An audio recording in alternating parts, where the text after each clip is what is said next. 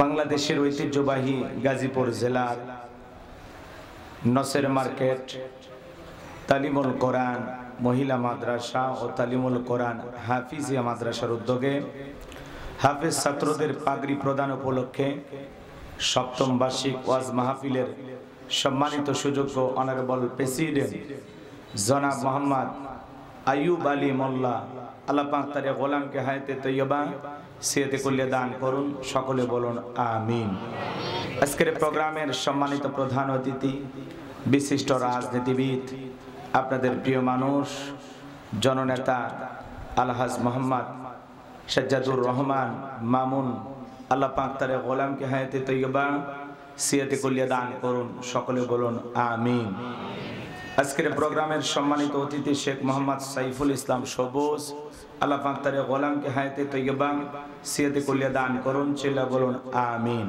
প্রধান পৃষ্ঠপোষক জনাব মোহাম্মদ মামুন খান খান সাহেবকে আল্লাহ পাক হায়াতে তৈয়বা সিয়াতে কুল্লিয়া দান করুন, সকলে বলুন আমিন।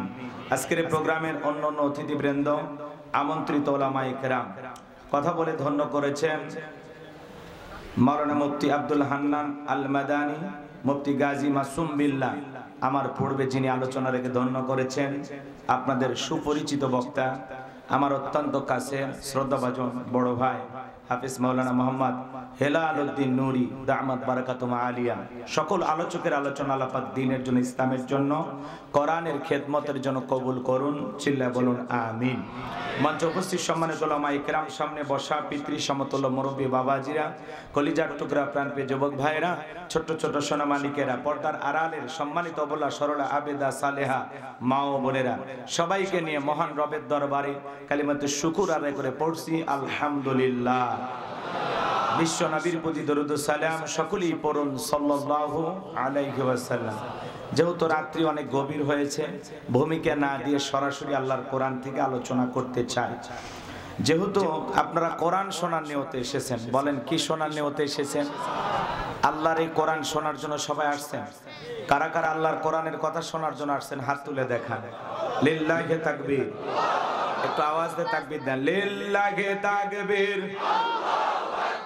আল কোরআনের আলম, আল হাদিসের আলম, দুনিয়ার মুসলিম, সারা বিশ্বের মুসলিম, আমার নেতা তোমার নেতা, আমার নেতা তোমার নেতা, লিল্লাহি তাকবীর। তাহলে সরাসরি আল্লাহর কোরআন থেকে তাফসীর হবে, শুনতে রাজি আছেন? সূরাটির নাম সূরা আল মুমিনুন, কুরআনুল কারীমের 23 নম্বর সূরা, মোট আয়াত আছে 118, রুকু আছে 6টি। বিশ্বনবীর মক্কার জিন্দেগিতে আল্লাহ তাআলা এই সূরাটি নাজিল করেছেন। 18 নম্বর পারার প্রথম সূরা, আর কুরআনুল কারীমের 23 নম্বর সূরা। সূরা নাম্বার 23 বাতিলেরা হবে সাইজ, ইনশাআল্লাহ বলেন ইনশাআল্লাহ। তাহলে সূরার নাম কি বললাম? সূরা আল মুমিনুন। আল্লাহ পাক তার বিশ্বাসী বান্দাদের জন্য সূরা আল মুমিনুন নাজিল করেছেন। যারা অবিশ্বাসী কাফের, এদের জন্য আল্লাহ পাক একটি সূরা নাজিল করেছেন। সূরার নাম কি? কুল ইয়া আইয়ুহাল কাফিরুন। যারা কাফের, এদের জন্য আল্লাহ রাব্বুল আলামিন এই সূরা নাজিল করেছেন। সূরাটির নাম কাফিরুন। অবিশ্বাসী বান্দাদের জন্য আল্লাহ পাক সূরা কাফিরুন নাজিল করেছেন। বিশ্বাসী বান্দাদের জন্য আল্লাহ রাব্বুল আলামিন সূরা আল মুমিনুন নাজিল করেছেন। যারা হলো দুদুল্যমান, দুই নৌকায় পা দিয়ে চলে, মুখে বলে একটা, অন্তরে আরেকটা, দুমুখ সাপ, বৃষ্টি যেই দিকে ছাতা ধরে সেই দিকে গুলালু মার্কা, সব তরকারি তো চলে। ওদের নাম কি? গাজীপুরে বসবাস করেন, আর এত আস্তে কথা বললেন, আপনারা কি আমার কথাটা বুঝতে পারেন না? মুখে বলে একটা, অন্তরে আর একটা, বৃষ্টি যেদিকে ছাতা ধরে সেদিকে, গুলালু মার্কা, সব জায়গাতেই চলে। ওর নাম কি গো? মাশাআল্লাহ, এইবার আওয়াজ ঠিকঠাক হয়েছে। আমি করবো আওয়াজ, আপনারা দেবেন আওয়াজ, জবাব দিবেন ঠিক ঠিক, আলোচনা হবে কমপ্লিট। শ্রোতাদের স্পিরিটে বারে বক্তার হিট, আলোচনা হবে জায়গা মতো ফিট। আগে বলতাম কিছু আজ প্যান্ডেলে, কিছু আজ অ্যাঙ্গেলে, এখন আর অ্যাঙ্গেলে না, যা বলবো সব ডাইরেক্ট। অ্যাঙ্গেলে বলার দিন শেষ, ডাইরেক্ট বলার বাংলাদেশ। কথা বলা ঠিক কিনা? মুসলমানের কখনো ভয় নাই, কথা বলা ঠিক কিনা? মুসলমান কাপুরুষের জাতি নয়, মুসলমান বীরের জাতি। কথা বলা ঠিক কিনা? বাঁচতে হলে বাঘের মতো বাঁচবো, বিড়ালের মতো বাঁচতে চাই না। কথা বলা ঠিক কিনা? মুসলমান এমন জাতি, মুসলমান যদি নারাই তাকবীর হুঙ্কার দিয়ে ময়দানে নামে, জালেম বেঈমানেরা পালানোর গর্ত খুঁজে পাবে না। কথা বলে ঠিক কিনা? মুসলমানের আওয়াজ দিতে হবে। একটা আওয়াজে অনেক কিছু ঘটতে পারে। কথা বলে ঠিক কিনা? সম্মানিত ভাইয়েরা আমার, একটু অপেক্ষা করেন, সামনের দিকে যাই। এই মুনাফিকদের জন্য আল্লাহ রাব্বুল আলামিন একটি সূরা নাজিল করেছেন। সূরাটির নাম হলো মুনাফিকুন। কি নাম? এই দুদুল্যমান যারা, এই চরিত্রের মানুষ যারা, এদেরকে চেনা বড় কঠিন। এদের স্বভাব হলো গাছের গোড়া কেটে মাথায় পানি ঢালা। কথা বলেন? চুপ করে থাক ধোকাবাজ, চোখে তোদের নাহি লাজ। চুপ করে থাক ধোকাবাজ, চোখে তোদের নাহি লাজ। গোড়া কেটে মাথায় ঢালো পানি, তোদের চিনি আর কতকাল করবি রে শয়তানি। মুনাফিকদের স্বভাব হলো ইসলাম নামের গাছের গোড়া কেটে মাথায় পানি ঢাল। ওরা বলে আমরা কোরআনের সাথে আছি, ইসলামের সাথে আছি। কথা কয় না? কোরআনের মাহফিলের অনুমতি দেয়, আবার সন্ধ্যাবেলায় পুলিশ পাঠায় বন্ধ করতে। কথা বলেন ঠিক ঠিক? দেখতে মুসলমানের মতো বলে আমরা সব সময় মানুষের ভালো চাই। রাতের আধারে নিজের হাতে মানুষকে হত্যা করে, আর সকালবেলা লাশের উপরে ফুলের মালা দিয়ে শোক প্রকাশ করে বলে বড় ভালো লোক ছিল। ভালো লোক ছিল তো মারলি কেন শয়তান? এজন্য মুনাফিক চেনা বড় কঠিন, ঘাপটি মেরে থাকে। কথা কয়? রাসূলের পিছনে নামাজ পড়ে লোকটা যদি মুনাফিক হয়, আপনার আমার পিছনে নামাজ পড়ে তার সাথে বড়টা হবে। কথা বলে ঠিক কিনা? এজন্য মুনাফিক হইতে সাবধান। মনে রাখবেন, অমুসলিমের দ্বারা ইসলাম যতটা না ক্ষতিগ্রস্ত হয়, নামধারী মুনাফিক মার্কা মুসলমানের দ্বারা ইসলাম সবচেয়ে বেশি ক্ষতিগ্রস্ত হয়। কারণ লিবাস শুরুর দিকে বোঝা যায় না এটা মুসলমান নাকি বেঈমান, বোঝা যায় না। মুনাফিক আমাদের সুরত ধারণ করে থাকে। কথা বলে ঠিক কিনা? যাই হোক, মুনাফিকদেরকে নিয়ে আলোচনা করার সময় নাই, কাফেরদেরকে নিয়ে আলোচনা করার সময় নাই। আজকে আমি আলোচনা করব আল্লাহর ভিআইপি মুমিন বান্দাদেরকে নিয়ে। বলুন আল্লাহু আকবার। তাহলে জবান ছেড়ে সবাই একটু মহাব্বতে আমার সঙ্গে তেলাওয়াত করুন। আউযু বিল্লাহি মিনাশ শাইতানির রাজীম। বিসমিল্লাহির রাহমানির রহিম। বিতাড়িত মোর্দার শয়তানের কাছ থেকে আল্লাহ পাকের কাছে আশ্রয় প্রার্থনা চাচ্ছি। পরম করুণাময় দয়ালু আল্লাহ তাআলার নামে শুরু করছি। সূরা আল মুমিনুন বলেন কি না? আমার আল্লাহ রাব্বুল আলামিন বলেন ক্বাদ ফালাহাল মুমিনুন।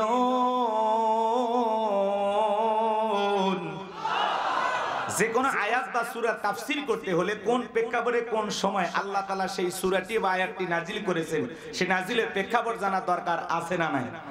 আরবিতে বলা হয় শানে নজুল। যদি শানে নজুল আলোচনা করা হয় তাহলে তাফসীর বুঝতে সহজ হয়। তাহলে সূরা আল মুমিনুন বিশ্বনবীর উপরে আল্লাহ তাআলা কোন প্রেক্ষাপটে কোন সময় নাজিল করেছেন, সেই নাজিলের প্রেক্ষাপট জানার দরকার আছে না নাই? আমি একটু তুলে ধরবো, কষ্ট হবে না তো ইনশাআল্লাহ? সংক্ষিপ্ত করে বলবো যেহেতু সময় কম, যতটুকু না বললেই নয়। সম্মানিত ভাইয়েরা আমার, দিল দিয়া কথাগুলো বোঝার চেষ্টা করবেন। বিশ্বনবীর প্রিয় সাহাবী হযরত ওমর ফারুক ডেকে বলেন, আমি মৌমাছির গুনগুন আওয়াজ শুনলাম।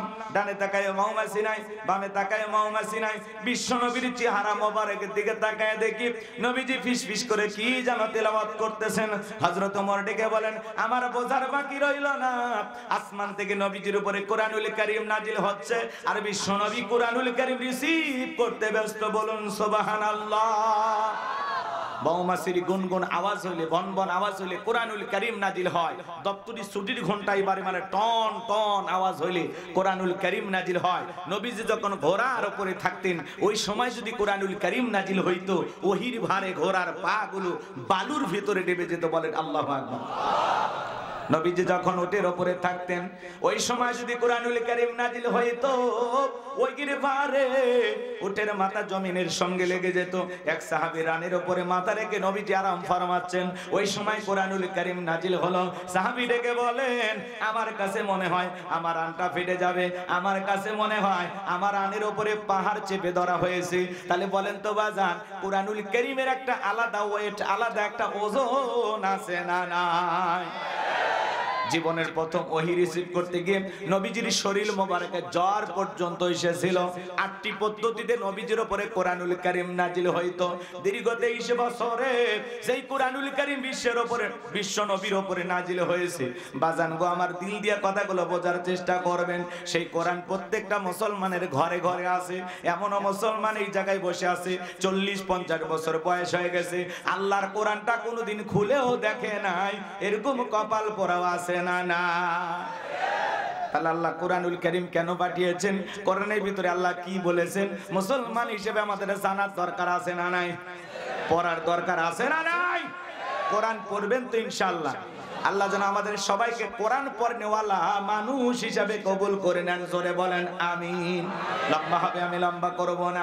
হযরত ওমর ফারুক ডেকে বলেন, নবীজির কোরআনুল কারীম রিসিভ করা শেষ হয়ে গেল।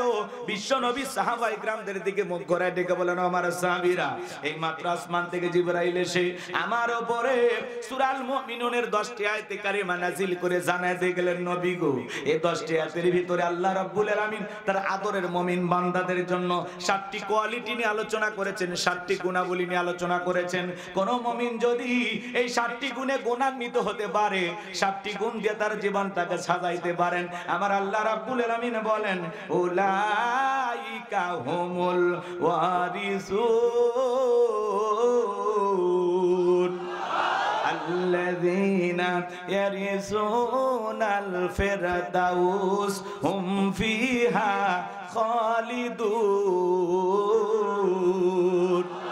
আমার আল্লাহ রাব্বুল আলামিন বলেন, তারাই হবেন উত্তরাধিকারী জান্নাতুল ফেরদাউসের। সেখানে তারা চিরকাল বসবাস করবেন। আমার আল্লাহ কোনোদিন তাদেরকে জান্নাত থেকে বের করে দেবেন না। বলুন সুবহানাল্লাহ। ভাইরা আমার, দিল দিয়া কথাগুলো বোঝার চেষ্টা করবেন। বাবা মারা গেলে ওয়ারিশ সূত্রে সন্তান যেরকম বাবার সম্পত্তির ভাগ পায়, কোন মুমিন যদি এই 7টি গুণে গুণান্বিত হতে পারে, 7টি গুণ দিয়ে তার জীবনটাকে সাজাইতে পারেন, আমার আল্লাহ রাব্বুল আলামিন তাকে জান্নাতুল ফেরদাউসের ওয়ারিশ বানায় দিবেন। বলুন সুবহানাল্লাহ।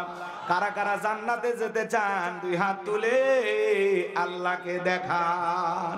আল্লাহ আমাদের সবাইকে জান্নাতি মানুষ হিসেবে কবুল করুন। জোরে বলুন আমিন। আর একটু জোরে বলুন আমিন। আরো একবার বলুন আমিন।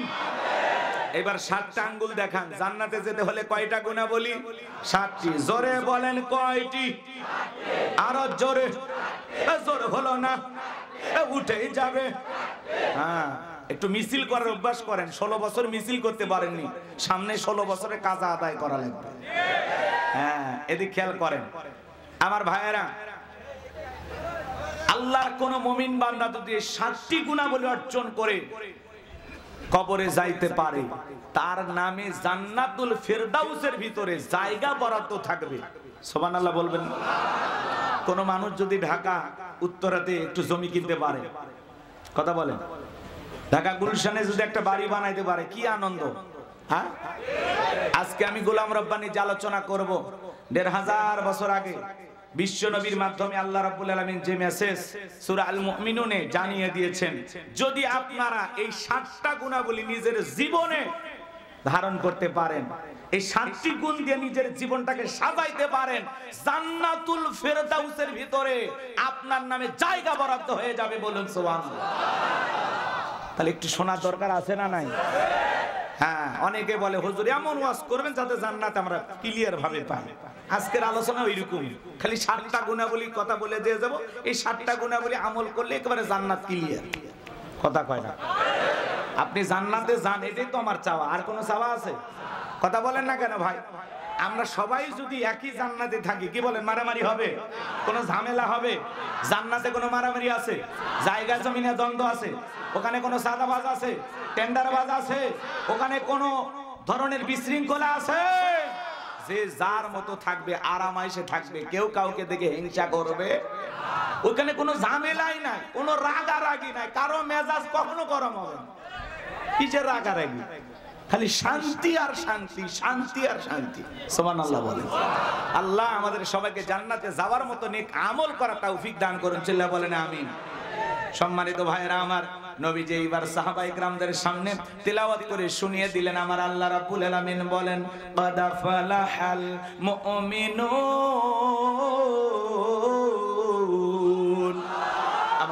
রব্বুল আলামিন বলেন অবশ্যই মুমিনেরা সফল, অবশ্যই মুমিনেরা সফল। অলরেডি মুমিনেরা সফল হয়েছে তারা, ঈমান এনেছে যারা। আল্লাহু আকবার বলেন। ভালো করে বোঝার চেষ্টা করবেন, কদ আফলাহাল মুমিনুন, অবশ্যই মুমিনেরা সফল, অলরেডি মুমিনেরা সফল হয়েছে যারা, ঈমান আনবে যারা। সফল হতে পারবে তারা, ঈমান আনবে যারা। ঈমানদার ছাড়া সফল হওয়া যাবে না। সংক্ষিপ্ত কথা বলে দিয়ে যায়, অনেকে মনে করে টাকা থাকলে সফল, ক্ষমতা থাকলে সফল, সেলিব্রিটি, নায়ক, সুপারস্টার এরা বুঝি সফল না। ভালো করে বোঝার চেষ্টা করবেন, বর্তমানে পৃথিবীর সবচাইতে ক্ষমতাধর ব্যক্তির নাম কি? Donald Trump. এ হলো বর্তমান পৃথিবীর সবচেয়ে বড় ক্ষমতাধর। কথা বলেন না কেন? আমেরিকার ইতিহাসে আজ পর্যন্ত কোন নারীকে ওরা প্রেসিডেন্ট বানায়নি। কথা কয় না কেন? বানাইছে? আপনারা কি করেন? রাগ করেন? আর বানান মাঝে মাঝে এমন মানুষকে বানান যে আপনাদেরকে ফেলাইয়া পালিয়ে যায়। কথা বলেন? জামাই বাড়িতে গেছে না? রাগ করেন না, এগুলো বললে আবার অনেকে বলে হুজুর যা হচ্ছে এগুলো বলার দরকার না। না, মাঝে মাঝে নাড়া না দিলে আপনি ভুলে যাবেন, কারণ আমাদের ভুলে যাওয়ার বড় স্বভাব। আমরা সব জিনিস বেশি দিন মনে রাখতে পারি না। রাগ করেন? এজন্য মেয়ে মানুষের রাগ বেশি, জেদ বেশি, অভিমান বেশি। দেখেন না, স্বামীর সাথে ঝগড়া লাগে রাগ করে হাড়ি পাতিল ভেঙে ফেলে দেয়, স্বামী তুলে আছাড় মারে, রাগ করে সংসার দিয়ে বাপের বাড়ি চলে যায়, রাগ করে 20 কোটি জনগণ রেখে চলে গেছে। কথা বলে ঠিক না? আমার ঈশ্বর চাচাকে বলা হয় স্বৈরাচার শাসক। ঈশ্বর চাচা ক্ষমতার থেকে পদত্যাগ করে জেলে গেছে, দেশ ছাড়েনি, বাপের বেটা। দেশ নেত্রী বেগম খালেদা জিয়া অসুস্থ হয়ে দেশে পড়েছিলেন, জেল কেটেছেন, দেশ ছেড়ে পালিয়ে যাননি, বাপের বেটি।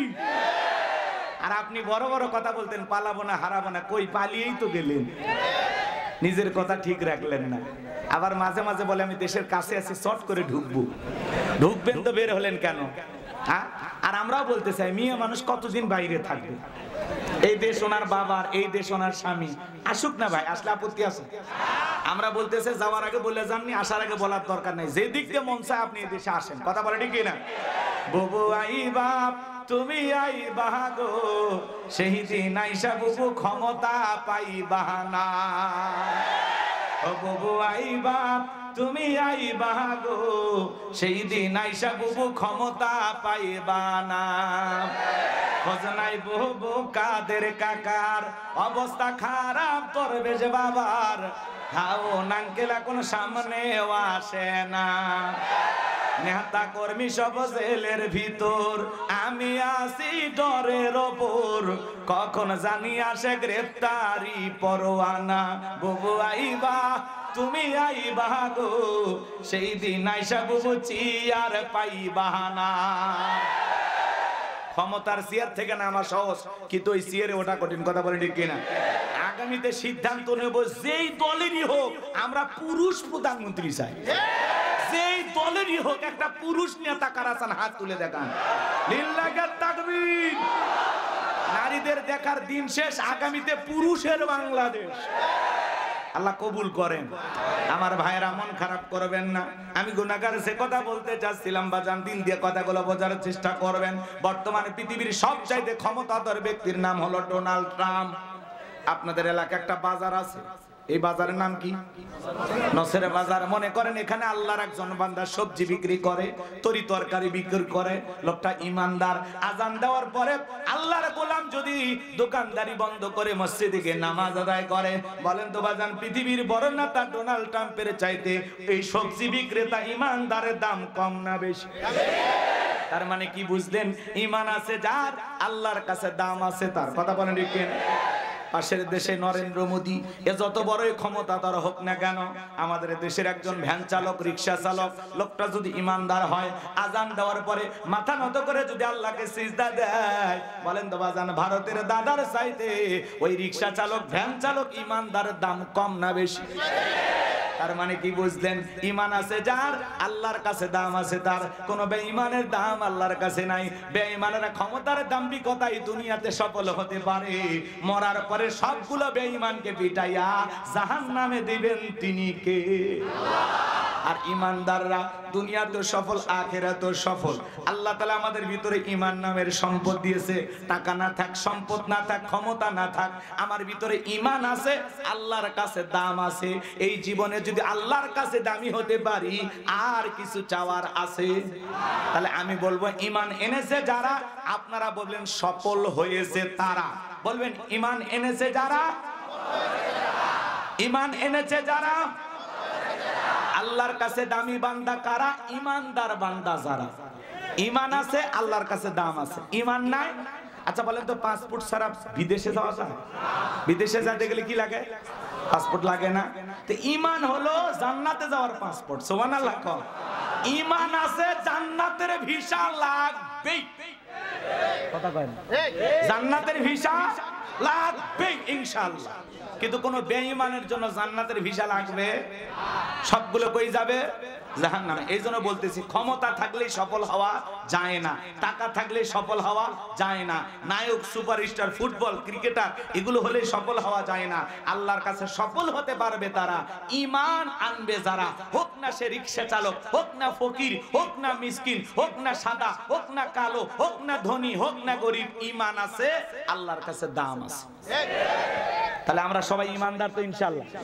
এইজন্য আল্লাহ রাব্বুল আলামিন বলেন, কদ আফলাহাল মুমিনুন, অবশ্যই মুমিনেরা সফল, অলরেডি মুমিনেরা সফল। ভালো করে বোঝার চেষ্টা করবেন। ঈমান আনার পরে আল্লাহ রাব্বুল আলামিন আপনাকে আমাকে যে দায়িত্ব দিলেন, গভীর মনোযোগ দিয়ে কথাগুলো শুনে যাবেন। ছোট্ট একটা প্রশ্ন আপনাদেরকে করি। একজন অমুসলিম জোহরের নামাজের পূর্বে ঈমান গ্রহণ করেছে, ওই ব্যক্তির উপরে জোহরের সালাত আদায় করা কি? মাশাআল্লাহ, চমৎকার শ্রোতা। গাজীপুরের মানুষ তো খুব চালাক। শ্রোতারা যদি চালাক হয়, ওয়াজ করে শান্তি পাওয়া যায়। কইতে কলিকাতা বুঝে নেয়, কথা বলেন ঠিক কিনা? তাহলে ঈমান আনার পরেই মুমিন জীবনের সবচেয়ে গুরুত্বপূর্ণ ইবাদতের নাম হলো নামাজ। জোরে বলেন কি? আল্লাহ পাক যখন মুমিনদের 7টি গুণাবলী, 7টি কোয়ালিটি নিয়ে আলোচনা শুরু করলেন, 1 নাম্বার আল্লাহ তাআলা সালাত দিয়ে শুরু করেছেন। বলেন আল্লাহু আকবার। যুবক যারা আছো, নিরাশ হয় না। তোমরা যুবক, আমিও যুবক, তোমাদের মনের দুঃখটাকে আমি বুঝি। তোমাদের জন্য স্পেশাল আলোচনা মাথার মেমোরিতে সেভ করা আছে, সময় মতো ডাউনলোড দিয়ে শোনায় দেবো ইনশাআল্লাহ। মা বোন যারা ওয়াজ শুনতেছেন, মা আপনারা একেবারে নিরাশ হবেন না, আপনাদের জন্য স্পেশাল কিছু আলোচনা হবে ইনশাআল্লাহ। কষ্ট হচ্ছে? তাহলে একটু সময় দেওয়া দরকার আছে না নাই? যুবকদের জন্য স্পেশাল কিছু আলোচনা হবে। মুমিন বান্দার 4 নাম্বার গুণাবলীতে যা খালি যুবকদের ওয়াজ। কার ওয়াজ? ইনশাআল্লাহ। একটু অপেক্ষা করেন বাজান গো আমার, গভীর মনোযোগ দিয়ে কথাগুলো শুনে যান। তাহলে মুমিন বান্দার 1 নাম্বার গুণাবলী, আল্লাহ রাব্বুল আলামিন বলেন, আল্লাযীনা হুম ফি সালাতিহিম খাশিউন। মুমিন বান্দার 1 নাম্বার গুণাবলী, যারা নিজেদের সালাত বিনয়ের সহিত, নম্রতার সহিত, আল্লাহর ভয় নিয়ে আদায় করে। সালাত আদায় করতে হবে কার ভয়ে? ইয়া আইয়ুহাল্লাযীনা আমানুত্তাকুল্লাহ, এই ইমানদারগণ আমি আল্লাহকে ভয় করো, হাক্কা তুকাতিহি, ভয় করার মতো ভয় করো। আপনি আমি যখন সালাত আদায় করার জন্য মসজিদে দাঁড়িয়ে যাব, মসজিদের ভিতরে যখন নামাজে দাঁড়িয়ে যাব, অন্তরের ভিতরে সুচিন্তা, দুশ্চিন্তা, বিবির কথা, সংসারের কথা, ব্যবসা বাণিজ্যের কথা, দুনিয়াবি কোনো চিন্তা ভাবনা মনের মধ্যে রাখা যাবে না। সব চিন্তা ভাবনা, টেনশন মসজিদের বাইরে রেখে আল্লাহর ভয় নিয়ে নামাজে দাঁড়াইতে হবে। আপনি এমন ভাবে নামাজে দাঁড়িয়ে যাবেন, মনে মনে ভয় করবেন, আমি নামাজ আদায় করতেছি, আমার আল্লাহ আমাকে দেখতেছেন। মনে মনে নামাজ আদায় করবেন আর এই স্মরণ করবেন, আমি নামাজ আদায় করতেছি, আমার আল্লাহ আমার সামনেই দাঁড়িয়ে আছেন। এইরকম ভয় নিয়ে আপনাকে আমাকে সালাত আদায় করতে হবে। আমার ভাইয়েরা, বিশ্বনবী কিভাবে সালাত আদায় করতেন? আম্মা জান আয়েশা ডেকে বলেন, নবীজি যখন নামাজের মধ্যে দাঁড়িয়ে যেতেন, আমি মাঝে মাঝে তাকায় দেখতাম নবীজির পা মোবারক ফুলে উঠেছে।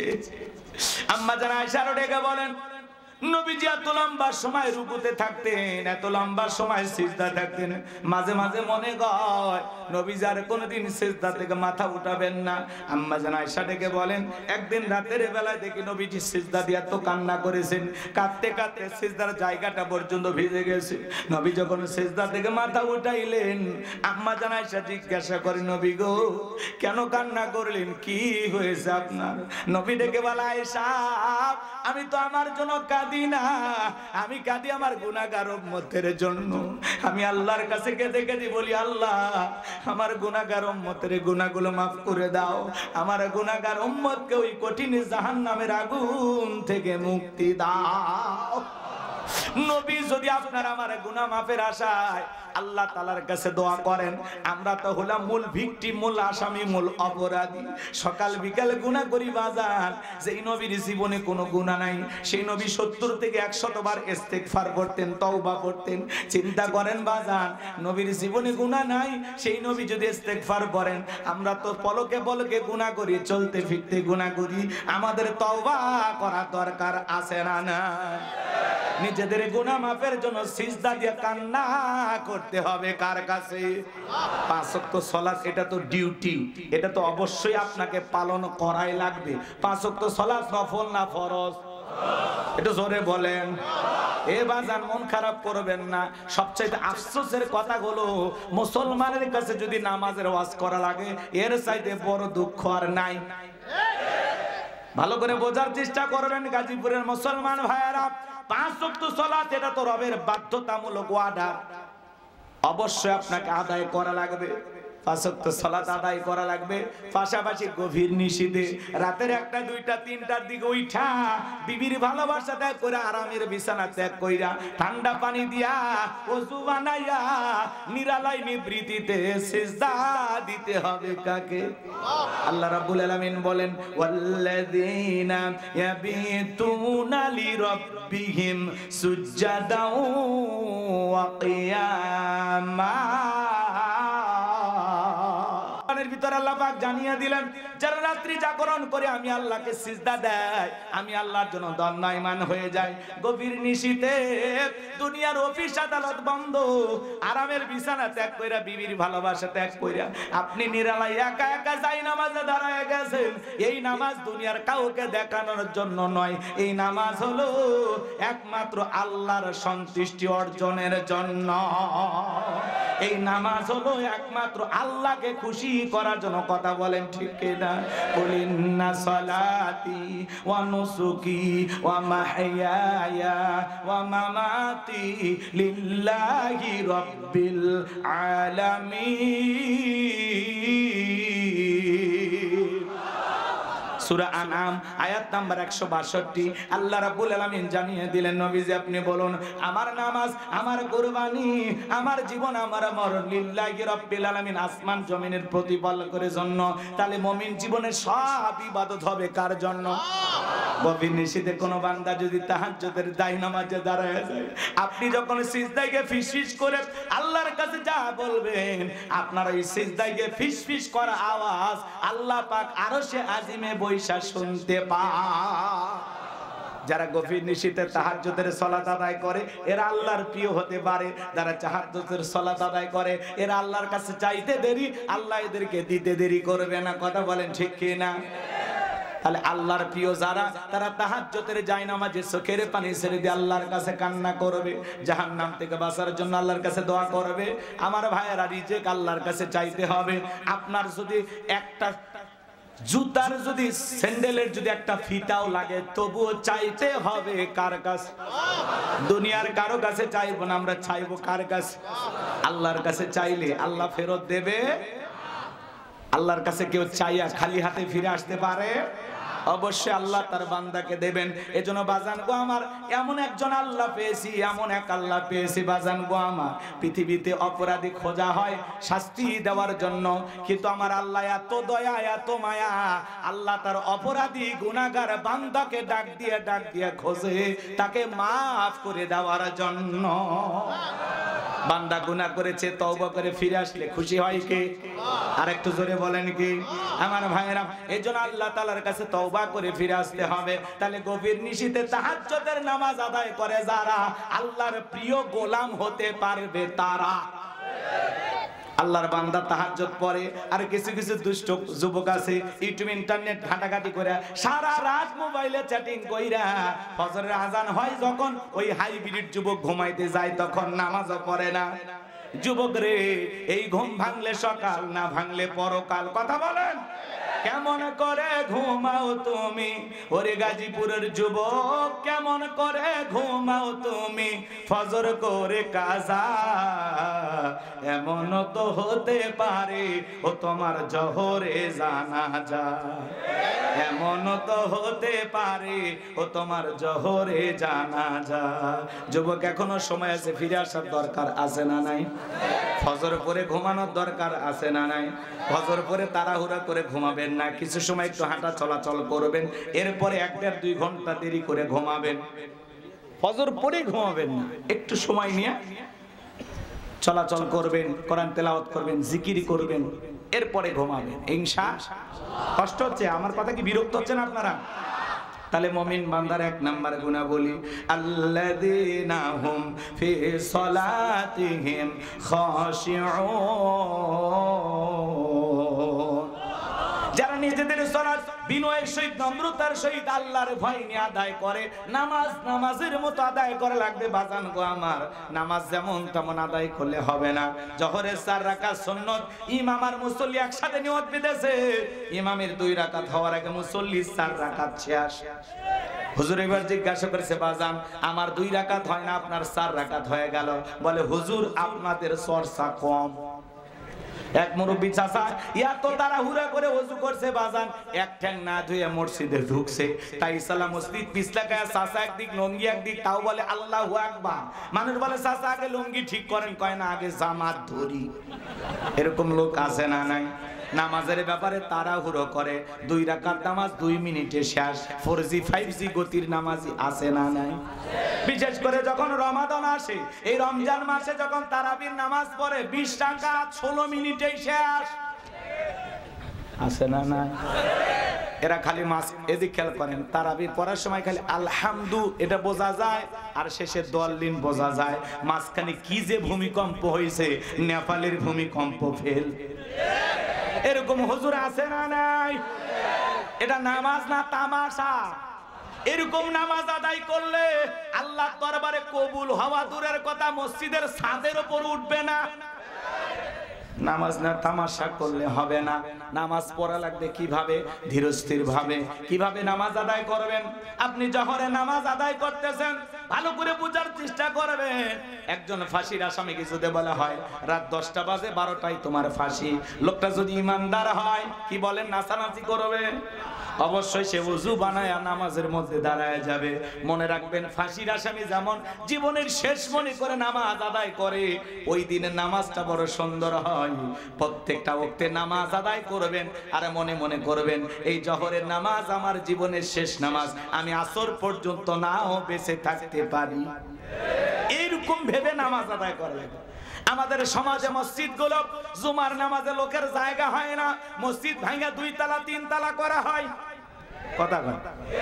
আর ফজরের নামাজের সময় 1 কাতার মুসল্লিও পাওয়া যায় না।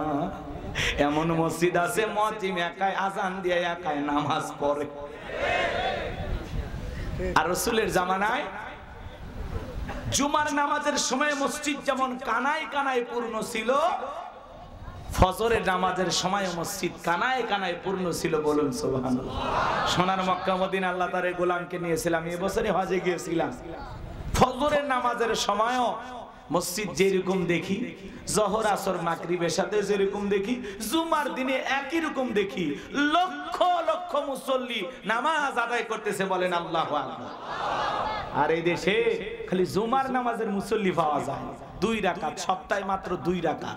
কোন হুজুর কইছে গো খালি 2 রাকাত পড়ে জান্নাতে যাবেন? হ্যাঁ, আপনি জুমার 2 রাকাত নামাজ আদায় করলেন, মনে করলেন আজকে জুমার নামাজ আদায় করা কি ফরজ, তাহলে আসর কথা কয় না, মাগরিব, এশা, ফজর, এগুলোর গুরুত্ব নাই কেন বলেন? এগুলোর গুরুত্ব নাই কেন আপনার কাছে? আপনি কি মুসলমান দাবি করেন? ভালো হয়ে যান, এখনো সময় আছে, ভালো হয়ে যান। নিজের বিবেককে প্রশ্ন করেন, আমি যেভাবে আল্লাহর গোলামি করতেছি আসলে কি এই গোলামির দ্বারা জান্নাতে যেতে পারবো? আমি যেভাবে গোলামি করতেছি আমার আল্লাহ কি আমার গোলামি দেখে খুশি? একটু নিজেকে নিজেই প্রশ্ন করবেন। এই যুবক, বসে যান। বাপ বেটা কি চলে যাওয়ার নিয়ত করছেন? এখনো কিন্তু 12:30 বাজেনি। রাগ করতেছেন আপনারা? গভীর মনোযোগ দিয়ে কথাগুলো শুনে যান বাজান। নামাজের কথা বললে অনেকের কাছে ভালো লাগবে না, কারণ সবাই নামাজ পড়ে না। সবাই নামাজ পছন্দ করে? ভালো করে বোঝার চেষ্টা করবেন বাজান। এমন ভাবে নামাজ আদায় করবেন প্রত্যেকটা ওয়াক্তে, মনে রাখবেন নামাজের মতো যদি নামাজ আদায় করতে পারেন, আপনার জীবনের সালাতগুলো যদি আল্লাহর দরবারে কবুল হয়, তাহলে রুকুর মতো রুকু করা লাগবে একটু সময় নিয়ে, সিজদা করা লাগবে একটু সময় নিয়ে। শুধু তাড়াহুড়ো করে নামাজ আদায় করলে হবে না। নবীজির সাহাবীরা কিভাবে নামাজ আদায় করতেন? মরুভূমিতে সাহাবায়ে কেরাম নামাজে দাঁড়িয়ে গেছেন, ওই মরুভূমির পাখিগুলো খেজুর গাছ মনে করে সাহাবায়ে কেরামদের মাথার উপরে, কাঁধের উপরে বসে থাকতো। নবীর সাহাবীরা নামাজে এত মনোযোগ, কাঁধে পাখি পড়ে থাকে, তারপরেও তারা টের পাইতো না। কাফেররা দেখে বলতো এগুলো মানুষ না মূর্তি, পাখি পড়ে আছে, তারপরে নড়ে না চড়ে না। বলেন আল্লাহু আকবার। আর আপনার আমার গায়ে পাখি পড়া তো দূরের কথা, একটা মশা পড়লে এই হাত এই জায়গায় নিয়ে যা, আগে মশা মারে তারপরে সূরা ধরে। কথা বলেন ঠিক কি না? পায়ে যদি মশা পড়ে এক ঠ্যাং আর এক ঠ্যাঙের উপর দিয়ে বলে খাবু খা। নামাজ পড়তে পড়তে 5টা মশা খতম। কি বলেন? এরকম আছে না? না আমার ভাইয়েরা, এরকম নামাজ আমাদের। আর নবীর সাহাবীরা কিভাবে নামাজ আদায় করতেন, নামাজে কতটা মনোযোগ ছিল সাহাবায়ে কেরামদের। আমি নামাজ নেই যদি 2 ঘন্টা ওয়াজ করি শেষ হবে না বাজান। এত সময় আপনাদের হাতেও নাই, আমার হাতেও নাই। শুধু অনুরোধের ভাষায় একটি কথা আপনাদেরকে বলে যাই, বলেন তো বাজান, নিয়মিত আমাদের নামাজ আদায় করা দরকার আছে না নাই? জিহাদের ময়দানে নবীজি রাতের বেলায় 2 জন সাহাবীকে পাহারাদার নিযুক্ত করলেন। এইবার 2 জন সাহাবী দাঁড়িয়ে পাহারা দিতেছেন। এক সাহাবী আর এক সাহাবীকে ডেকে বলতেছেন, ভাই খামাকা 2 জন রাত জায়গা লাভ কি? আপনি বিশ্রাম করেন, আমি পাহারা দেই, আবার আমি বিশ্রাম করব, আপনি পাহারা দেবেন। ডিউটিটা তারা ভাগ করে নিলেন। এইবার এক সাহাবী বিশ্রামে চলে গেলেন, আরেকজন সাহাবী চিন্তা করলেন খামাকা দাঁড়িয়ে থেকে অপচয় সময় নষ্ট করে লাভটা কি, সময়টা একটু নামাজের ভিতরে কাটায় দেই। এই কথা ভেবে নবীর প্রিয় সাহাবী নামাজের মধ্যে দাঁড়িয়ে গেলেন। কাফেররা চিন্তা করলো দূর থেকে এটা মানুষ না গাছ বোঝা যায় না, একটা তীর নিক্ষেপ করেছেন, ওই তীরটা এসে নবীর সাহাবীর ডান হাতের ভিতরে ঢুকে গেছে। আর একটা তীর নিক্ষেপ করেছেন বাম হাতের ভিতরে ঢুকে গেছে। নবীর সাহাবী নামাজ শেষ করলেন, ওই সাহাবীকে দেখতে বলেন, ভাই তাড়াতাড়ি ঘুম থেকে জাগ্রত হন, কি হয়েছে? বলে আপনি যখন বিশ্রাম করতে গেলেন, আমি যখন একটু আপনার দেয়া শিডিউল অনুযায়ী ডিউটিটা ভাগ করে নিয়ে আমি যখন পাহারা দিতেছিলাম, মনে করলাম খামাকা দাঁড়াইয়া অপচয় সময় নষ্ট করে লাভটা কি, নামাজের মধ্যে কাটায়া দেই। এই কথা ভেবে আমি নামাজে দাঁড়িয়ে গেছি। এই সুযোগে কাফির আমাকে তীর নিক্ষেপ করেছে, তাড়াতাড়ি করে আমার শরীর থেকে তীরগুলো বের করে দেন। আমি আপনার কাছে একটা কথা বলতে চাই ভাই, আজকে আমি নামাজের মধ্যে এত মজা পাচ্ছিলাম, আমি যদি রাসূলুল্লাহর পাহারাদার না হইতাম, সাহাবায়ে কেরামদের যদি পাহারাদার না হইতাম, আজকে নামাজের ভিতর আমার এত মজা লাগতেছিল, নামাজ পড়তে এত ভালো লাগতেছিল। ওই তীর এসে যদি আমার কলিজাটা ছিদ্র করে পাশ করে দিত, তবু আজকে আমি নামাজ ছাড়তাম না। নামাজ এত মজা লাগতেছিল, কিন্তু আমি রাসূলুল্লাহর পাহারাদার। আমি যদি নামাজের সময়টা কাটায় দেই, এই সুযোগে কাফের আক্রমণ করে যদি নবীকে হত্যা করে, আল্লাহর কাছে কিয়ামতে কি জবাব দেব? এই জন্য আমি দ্রুত নামাজটা শেষ করলাম। তীর এসে ঢুকে গেছে, এরপরেও নামাজ ছাড়ে না। আর নামাজ পড়তে কি মজা লাগতেছিল, বলে তীরটা যদি কলিজায় লাগতো, তবু আজকে আমি নামাজ ছাড়তাম না। এত নামাজের ভিতরে শ্বাস পাইছে, সুবহানাল্লাহ বলেন। আর আমরা মসজিদে ঢুকতে দেরি, বেরোতে দেরি নাই, মসজিদে মনে হয় মন থাকতেই চায় না। কথা বলে না কেন আপনারা? টাইম দেখে যায় 1-2 মিনিট 19-20 হয়ে গেলে নামাজ 1:30 মিনিটে জামাত শুরু হওয়ার কথা, 1 মিনিট একটু এদিক সেদিক হলে হুজুর টাইমটা দেখেন। আমরা ব্যবসায়ী মানুষ না, নসের মার্কেটে আমাদের ব্যবসা। এ ভাই আপনারা তো রাগ করেন না, এটা উদাহরণ, এক্সাম্পল দিচ্ছি কথা বোঝানোর জন্য। কত ব্যস্ততা থাকে, কত কাস্টমার এসে বসে আছে, আর আপনি 1 মিনিট খেয়ে ফেলে দিলেন। আল্লাহর ঘরে যায় 1 মিনিট সময়, 10 মিনিট সময় যদি অতিরিক্ত কেটে যায়, বলেন তো বাজান, সওয়াব হবে না গুনাহ হবে? কিছুই না করেন, অন্তত ওই 10 মিনিট দুনিয়াবি গুনাহ থেকে বেঁচে থাকলেন। আপনি এত অস্থির হন কেন মসজিদে যায়? আপনার পা মনে হয় দড়ি দিয়ে বাঁধা যায় না? জুমার নামাজে 2 রাকাত খালি সালাম ফিরাতে দেরি, বাকিগুলো একেবারে উপরতলা থেকে নিচতলা থেকে জুতার ফ্যাট ফ্যাট এমন অবস্থা। সুন্নত আর পড়ার দরকার নেই। আমি অবশ্য অনেকে মনে মনে ভাবি এরা মানে সুন্নত বাড়ির যে বউক সাথে নিয়ে পড়ে, হ্যাঁ এরকম আছে না নাই?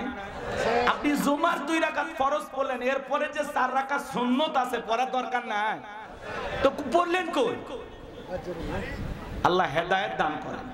আজ থেকে ওয়াদা দেন, কারা কারা 5 ওয়াক্ত সালাত সঠিকভাবে বিনয়ের সহিত নম্রতার সহিত আল্লাহর ভয় আদায় করবেন, হাত তুলে দেখেন। আল্লাহ আমাদের সবাইকে 5 ওয়াক্ত নামাজি বানায় দেন। একটু জোরে বলেন আমিন, আর একটু জোরে বলেন আমিন।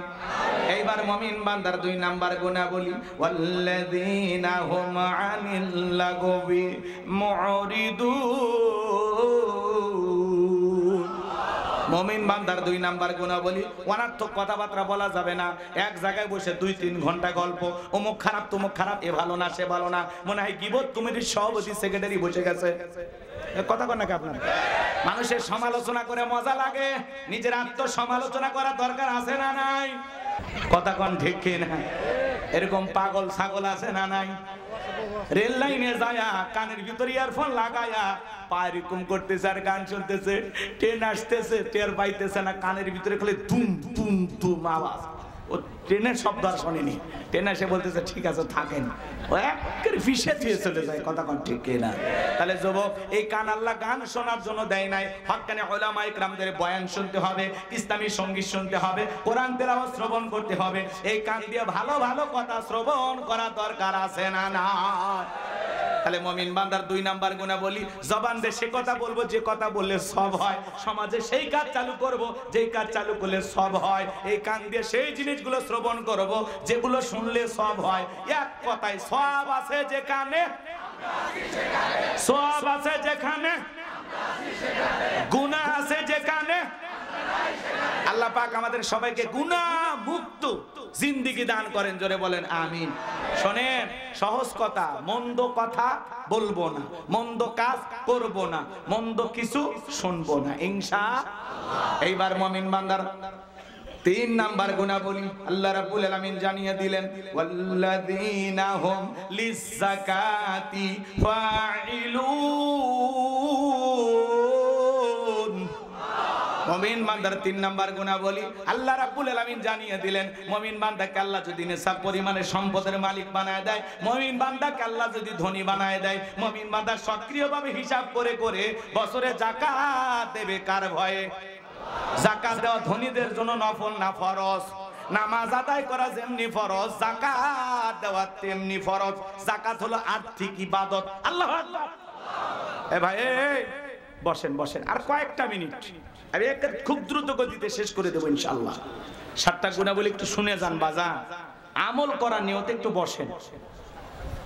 এত দূর থেকে কষ্ট করে আসলাম, যদি না শোনেন খারাপ লাগবে না? একটু বসেন, 10-15 মিনিটের মধ্যে আমি ছেড়ে দেবো ইনশাআল্লাহ। এই যুবক, ভাইয়া ভাইয়া, ও ভাইয়া ভাই বসেন। আমি তো জানি এখানে যারা আছে অধিকাংশ আমাদের মহাব্বতের মানুষ, বিভিন্ন এলাকা থেকে আপনারা আসছেন, তাই না? একটু মহাব্বত করে আসছেন, আমারে ফেলায় চলে যাবেন? হ্যাঁ, আমি জানি আপনাদের ব্যস্ততা আছে, কর্মজীবন আছে, বেশি রাত পর্যন্ত কথা শোনা আপনাদের জন্য কষ্ট। প্রোগ্রামটা 12টায় শেষ হলে আপনাদের জন্য ভালো হইতো, তাই না ভাই? এই জন্য বুঝতে পেরেছি, কয়েকটা মিনিট দেন, আমি আলোচনাটা শেষ করে যাই খুব দ্রুত গতিতে। মনোযোগ দিয়ে কথাগুলো শুনে যান বাজান, এদিক খেয়াল করেন। যুবক, 4 নাম্বার গুনাহবলী এসে গেছেন, এই যে 3, এরপরই তো স্যার তোমাদেরই ওয়াজ হবে ইনশাআল্লাহ। একটা তাকবীর দেন, লিল্লাহি তাকবীর। তাহলে মুমিন বান্দার 3 নাম্বার গুনাহবলী, ওয়াল্লাযীনা হুম লিয-যাকাতি ফাইলুন।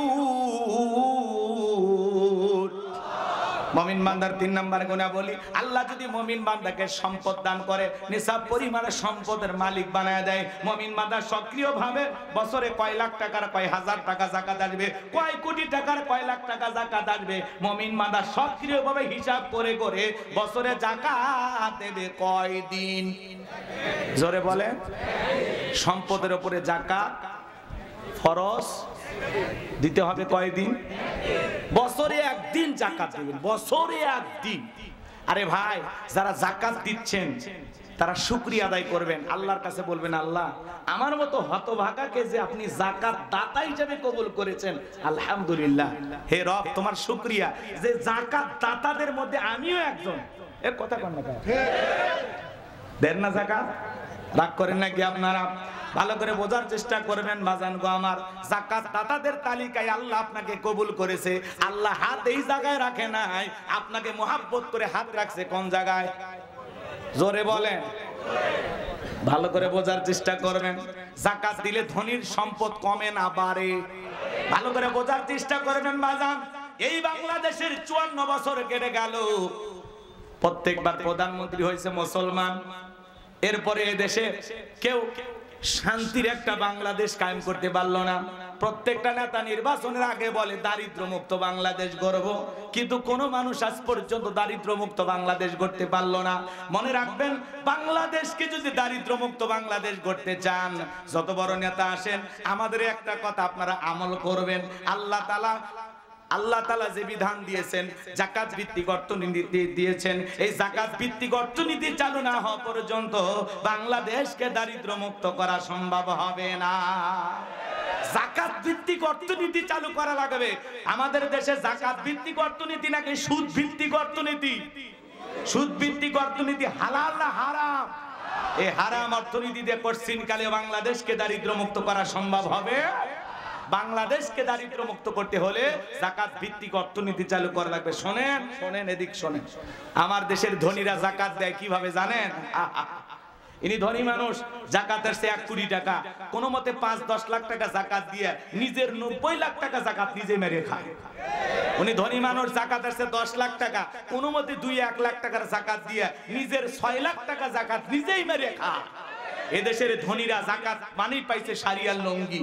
কয় অমুক নেতা সেরাগালি বদনা অমুক স্কুল মাঠে যাকাতের শাড়ি লুঙ্গি বিতরণ করবে, আপনারা আসবেন। বাপ রে বাপ, শাড়ি লুঙ্গি 5000, মানুষ আসছে 50,000। ঠেলা ঠেলি আর গুদাগুদি করিয়া পায়ের তলে পরে 8 জন মারা গেছে। প্রত্যেকটা চ্যানেলে নিউজ হচ্ছে অমুক শিল্পপতি যাকাত দিতে গিয়া 8 জন মানুষ মারা গেছে। মনে রাখবেন, যাকাত দিতে গিয়ে এইভাবে পায়ের তলে পড়ে যদি মানুষ মারা যায়, কিয়ামতের ময়দানে যাকাত দেওয়ার সব তো দূরের কথা, মানুষ হত্যাকারীর গুনাহ নিয়ে আপনাকে জাহান্নামে যেতে হবে। এটা যাকাত দেওয়ার পদ্ধতি না, এটা যাকাত দেওয়ার সিস্টেম না। আর যাকাত মানে শাড়ি লুঙ্গি না। এমন লুঙ্গি দেয় 200 টাকা দাম, লিটল লুঙ্গি, পরে থাকলে ওর জান্নাত জাহান্নাম সব দেখা যায়। এমন শাড়ি দেয় 300 টাকা দাম, ধুয়ে দিলে শাড়ি না মশারি খুঁজে পাওয়া যায় না। এই বড় লোক, এই শাড়ি তোমার বউরে পরাবা। হ্যাঁ, যাকাতের শাড়ি লুঙ্গি দিয়ে লাভ নাই। আর দিলেও মান সম্পন্ন রুচি সম্পন্ন কাপড় দিতে হবে, উল্টা পাল্টা পোশাক দিলে হবে না। কথা কন। হযরত ওমর ফারুক দেখে বলেন, তোমরা যাকাতের অর্থ এমন ভাবে দাও যাতে ওই ব্যক্তি যাকাতের জন্য আর কারো দুয়ারে হাত না পাতে। আল্লাহু আকবার বলেন। এই ছেলেটা বেকার বসে আছে, যাকাতের 1.5 লাখ টাকা করে দেন, 500 টাকা দিয়ে লাভ নেই। অনেকে 500 টাকা 1000 টাকা করে বিলে আর বলে যাকাত দিছি, দিয়ে একেবারে ফাটিয়ে ফেলে দিছে। 500 টাকা দিয়ে মানুষের ভাগ্যের কোনো পরিবর্তন হবে? এই ছেলেটাকে যাকাতের 1.5 লাখ টাকা দেন, দিয়ে এই নসের মার্কেটে একটা ছোটখাটো দোকান ধরায় দেন। আল্লাহ চাইলে 5-7 বছর ব্যবসা বাণিজ্য করে ভবিষ্যতে এই ছেলে নিজেও যাকাত দিতে পারে। এই ছেলেটা বেকার বসে আছে, ওরে যাকাতের 1.5 লাখ টাকা দিয়ে একটা অটো ভ্যান রিক্সা কিনে দেন, আর একটা কর্মস্থানের ব্যবস্থা হলো, দৈনিক 500-700 টাকা ইনকাম করবে। ওই ছেলেটা আর বেকার থাকলো। একটা বিধবা অসহায় নারী আসছে, শাড়ি দিয়ে কি লাভ? সেলাই মেশিন কিনে দেন, 2টা ছাগলের বাচ্চা কিনে দেন, 2টা গাভী গরু কিনে দেন, এগুলো লালন পালন করে ভাগ্যের চাকা ঘোরাবে। কথা বলে ঠিক কিনা? যাকাতের অর্থ দিয়া যাতে মানুষের কর্মস্থানের ব্যবস্থা হয়, সেই টাকা সেইভাবে ব্যয় করা লাগবে। কথা বলে ঠিক কিনা? কিন্তু এই দিক খেয়াল করেন, সুদ ভিত্তিক অর্থনীতি দিয়ে সমাজে শান্তি আসবে না। শান্তি আনতে হলে যাকাত ভিত্তিক অর্থনীতি চালু করা লাগবে, রাষ্ট্রীয়ভাবে যাকাত আদায় করা লাগবে। আজকে বাংলাদেশে এত মন্ত্রণালয় আছে, একটা যাকাত মন্ত্রণালয় চালু করতে হবে। আর এই যাকাত মন্ত্রণালয়ের দায়িত্ব এই দেশের বিজ্ঞ ইসলামিক স্কলার, দ্বীনের দায়ী আলেমদের কাঁধে দেওয়া লাগবে। ওই গুমসোর বিকাশের টাকা লুটপাটকারী ওদেরকে দিলে হবে না, ওরা দেশের টাকা বিদেশে পাচার করবে। দেওয়া লাগবে কাদের কাছে? আলেমদের কাছে। আলেমেরা কি করবে? সমস্ত ধনীদের তালিকা করবে। শোনেন, উনি ধনী মানুষ, যাকাত দেবে না মানে?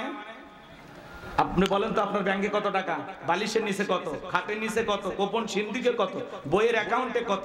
আপনার যাকাত আসছে 2,75,72,500 টাকা। ধনী যাকাত দেবে না, যাকাত আদায় করা হবে। ভাই এরকম হাত এরকম এরকম করি, আপনি রাগ করেন না তো? ভাইবেন না যে আপনারই করছি, সবাই করছি, সবাই রাগ করতেছেন নাকি আপনারা? হ্যাঁ, এবার আবার এই পাশে আমাদের প্রধান অতিথি বসে আছেন সাজ্জাদুর রহমান ভাই, আপনি আবার রাগ করেন না যে হুজুর আমারই মনে দেখাইতেছে, এরকম না। আপনারা কেউ নিজের মনে করবেন না, এটা আমার আলোচনার একটা স্টাইল বলতে পারেন।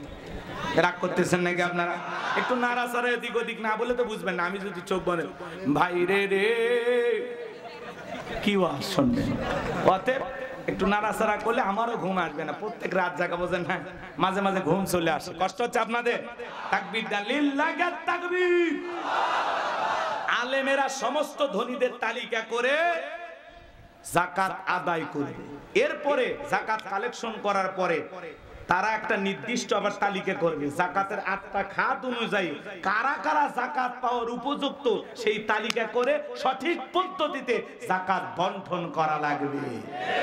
এই দেশে জরিপ করে আমরা দেখেছি, যদি 10 বছর, এখন জরিপ করা হয়েছে মাত্র 7 বছর হলেও এইভাবে যাকাত কালেকশন করে আর সঠিক পদ্ধতিতে যেই ব্যক্তি যাকাত পাওয়ার উপযুক্ত তাদের কাছে যদি যাকাতের অর্থ পৌঁছে দিতে পারি, 7 থেকে 10 বছরের মধ্যে বাংলাদেশে যাকাত খাওয়ার মতো একজন গরিব খুঁজে পাওয়া যাবে না। বলেন আল্লাহু আকবার। এজন্য ধনী যাকাত দিতে চায় না, যাকাত আদায় করা লাগবে। একটা ছোট্ট ঘটনা 2 মিনিটে বলি। আল্লাহর নবী মুসা আলাইহিস সালামের নাম আপনারা শুনেছেন, বলবো? মুসা আলাইহিস সালাম কারণের কাছে যা বলে, কারণ তোরে যাকাত দেওয়া লাগবে। কারণ ডেকে বলে আমি যাকাত দিতে পারবো না। আল্লাহ নবী মুসা আলাইহিস সালাম রাগান্বিত হয়ে বলে, কারণ রে, যাকাত না দিলে যাকাত আদায় করা হবে। মুসা নবী রাগ কম না বেশি? যে নবী রেগে গেলে মাথার টুপি ভেদ করে চুল খাড়া হয়। বলেন আল্লাহু আকবার। আরেকটু জোরে বলেন আল্লাহু আকবার। নবী মুসা রাগান্বিত চেহারা দেখে কারণ ডেকে বলে, মুসা রাগ করার দরকার নাই, কত টাকা দিতে হবে বলো। এইবার বাজান গো আমার, গভীর মনোযোগ দিয়ে কথাগুলো শুনবেন। মুসা আলাইহিস সালাম ডেকে বলে, শতকরা 2.5% টাকা দেওয়া লাগবে। বলে ঠিক আছে আপনি যান, আমি একটু হিসাব নিকাশ করে দেখি, পরে আপনাকে জানাবো। এইবার মুসা আলাইহিস সালাম চলে গেলেন। এইবার কারণ হিসাব নিকাশে বসে গেল। এই কারণ কি আল্লাহ এত সম্পদ দিয়েছিল, 70টা উট লাগতো চাবি বহন করতে। চাবি যদি এত হয় তালা কত, আর তালা যদি এত হয় সিন্ধুকে মাল কত, ছোট মাথায় ধরবে না। এইবার কারণ হিসাব নিকাশ করে দেখে কয়েক হাজার কর্মচারী দিয়া সারাদিন সারা রাত যদি যাকাতের টাকা দেওয়া হয়, এরপরে টাকা শেষ হবে না। বলেন আল্লাহু আকবার। এমনি তো কৃপণ, পায়ে স্যান্ডেল দেয় না ক্ষয় যাবে বলে, গায়ে জামা পরে না ছিঁড়ে যাবে বলে, সেই কৃপণ কি এত টাকা যাকাত দিতে পারে? সে একটা গভীর ষড়যন্ত্র করলো। এলাকায় একটা 2 নাম্বার মহিলা ছিল, নাম হলো সবদা। এই সবদা নামের পতিতার কাছে যা বলে, সবদা রে, তোরে 2 বস্তা টাকা দেব, বিনিময়ে আমার একটা কাজ করে দিতে হবে। অ্যাডভান্স হিসেবে আজকে 1 বস্তা টাকা দিয়ে গেলাম, আর আগামীকালকে সাক্ষী দেওয়ার পর আর 1 বস্তা টাকা দেব, বিনিময়ে একটা কথা বলতে হবে। আল্লাহ নবী মুসা আলাইহিস সালাম যখন ভরা মজলিসে দাঁড়ায়া মানুষকে আল্লাহর পথে আহ্বান করবে, ওই ভরা মজলিসে দাঁড়ায়া একবার শুধু বলবি, মুসা আলাইহিস সালাম দিনের বেলা ওয়াজ করে আর রাতের বেলা আমি সবদার সাথে রাত কাটাই, বাস এতটুকু কথাই বললে যথেষ্ট, বাকি যা করার আমি করব। সবদা যেহেতু 2 নাম্বার মহিলা, রাজি হয়ে গেল।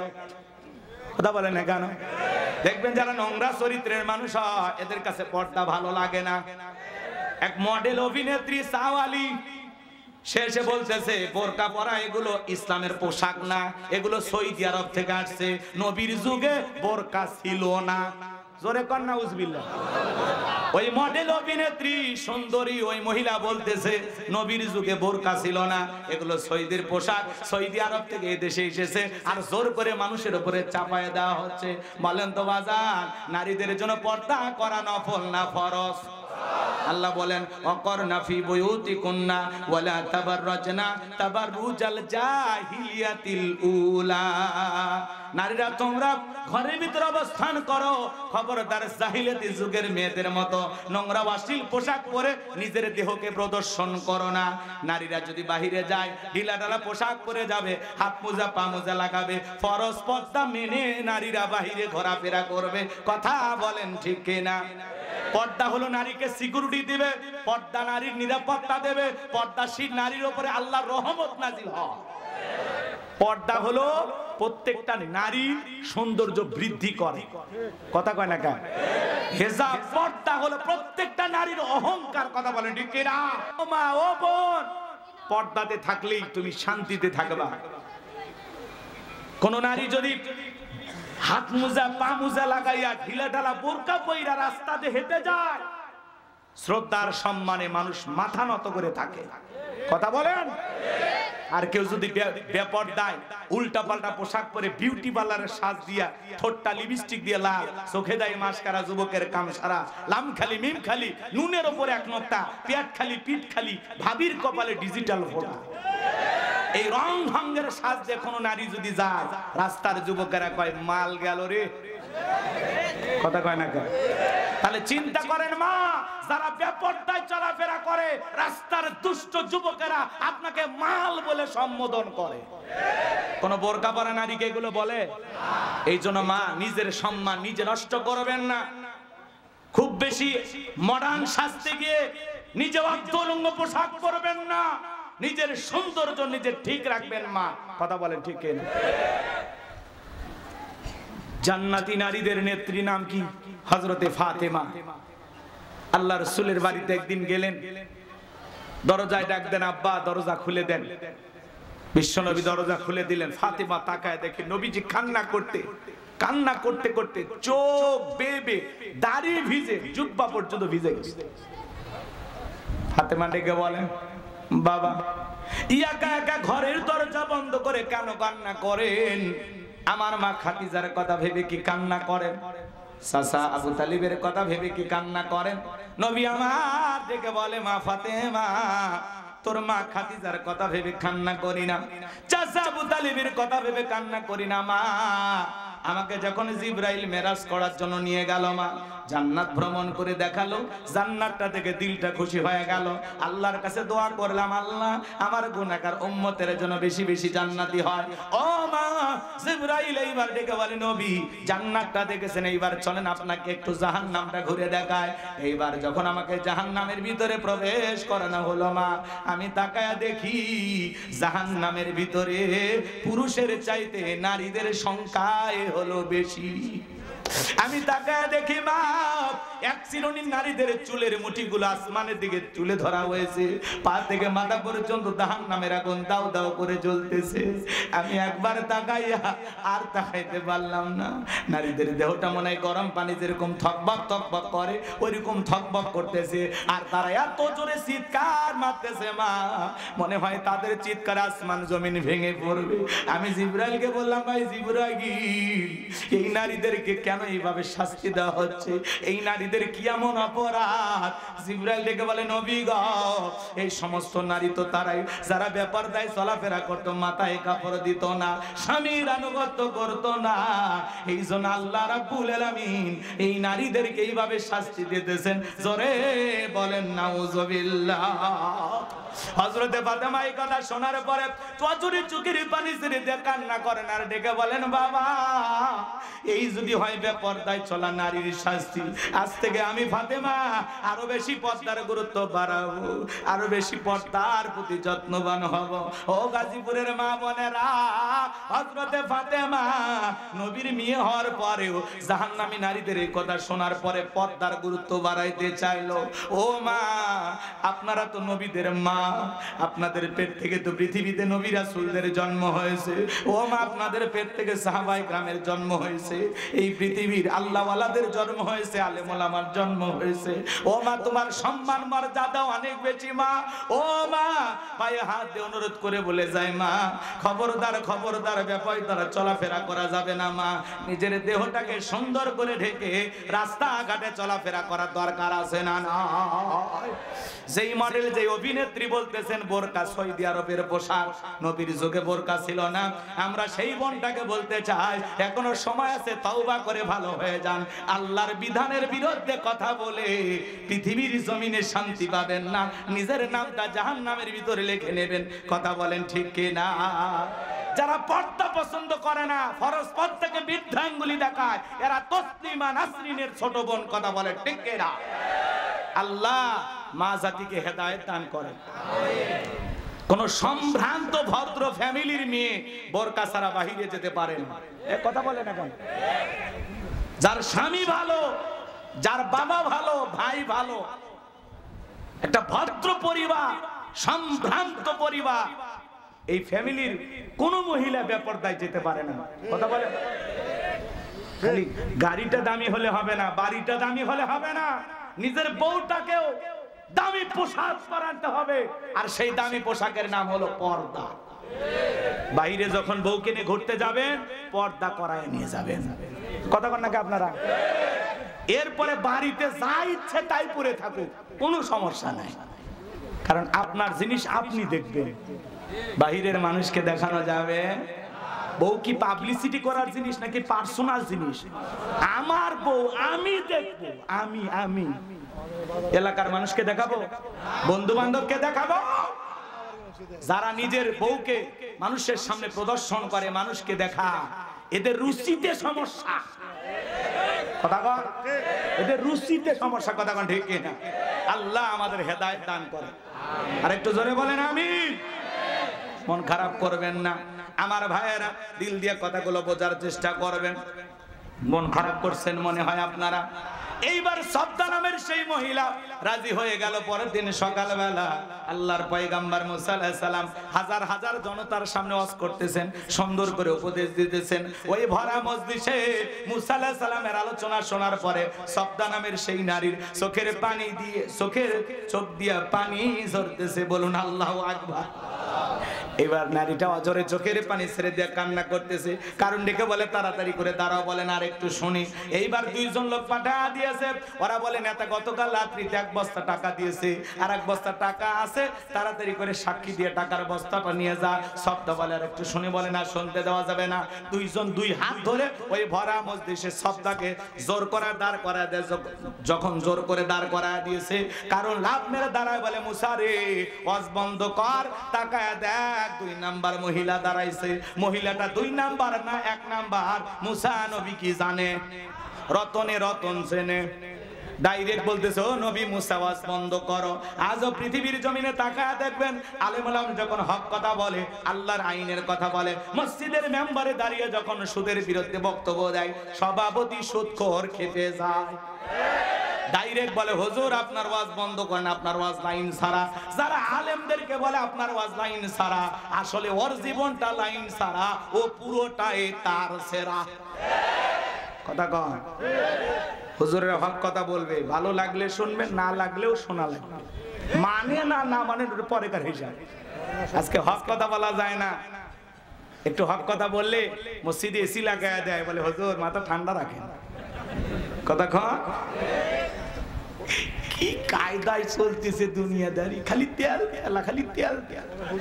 হক কথা বলতে চায়। রাগ করতেছেন?